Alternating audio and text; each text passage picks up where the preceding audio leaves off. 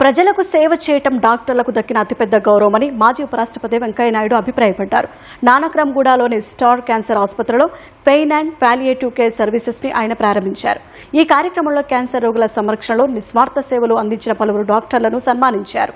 వేగంగా వ్యాపిస్తున్న వ్యాధులకు ఆహారపు అలవాట్లే కారణమని వెంకయ్యనాయుడు అభిప్రాయపడ్డారు. గురజాడ అప్పారావు గారు ఒక మాట చెప్పారు కదా, దేశం అంటే మట్టి కాదు, దేశం అంటే మనుషులు అని చెప్పారు.